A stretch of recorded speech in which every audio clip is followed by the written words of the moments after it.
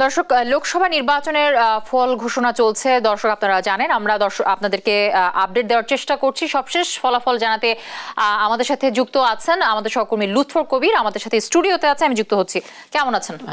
আপনি এর আগেও যুক্ত ছিলেন, 8টায়ও যুক্ত ছিলেন এবং ফলাফল নিয়ে কথা বলছিলেন, আমাদের দর্শককে জানাবার চেষ্টা করছিলেন। আপনার কাছে জানতে চাই আসলে কতগুলো আসনের আসলে ফল আপনার কাছে এসে পৌঁছেছে, মানে কতটুকু জানেন, এবং আপনার সাথে আরো দুটি এর সাথে যুক্ত করতে চাই প্রশ্ন। এককভাবে বিজেপি এবং কংগ্রেস কতগুলো আসন জিতলো, এবং সাথে আরো একটি প্রশ্ন রাখছি, পশ্চিমবঙ্গে তৃণমূল কংগ্রেসের কি অবস্থা, সব মিলিয়ে জানাবেন। আচ্ছা, আমি প্রথমটা জানিয়ে দিচ্ছি, আপনি এ পর্যন্ত কতগুলো আসনে ফল মিলেছে, যেখানে যদি আপনি বলতে পারেন এখন পর্যন্ত আপনার সবশেষ 164টি আসনের ফল মিলেছে। আমাদের কাছে সবশেষ তথ্য পাওয়া এটাই। এর মধ্যে হচ্ছে 93টা বিজেপি পেয়েছে এবং কংগ্রেসের ঘরে ঢুকেছে 38টি আসন।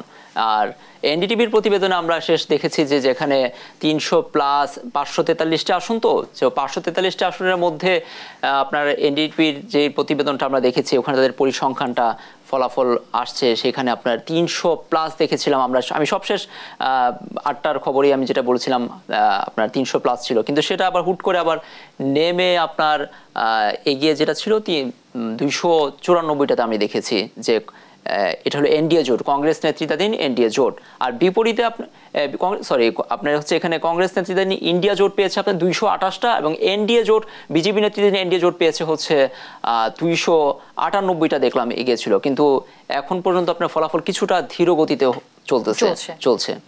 আর এই ফলাফল পুরোপুরি পেতে হতো বা আরো সময় লাগতে পারে। তো জোট সরকারে আসলে কাদের সঙ্গে জোট গড়তে পারে মোদি, আপনার কাছে কি মনে হয়? আসলে জোট গঠনের দিকেই যাচ্ছে, দুই দলই জোট গঠনের দিকে যেতে পারে। প্রথমত যদি আমি বিজেপির কথা বলি, বিজেপি কিন্তু একক সংখ্যাগরিষ্ঠতা এখন পর্যন্ত আমরা দেখতে পাইনি, যেটি তারা সবসময় বলেছিল যে 400 আসন আমরা পাচ্ছি বা পাবো, বড় জোর গলায় বলেছিল।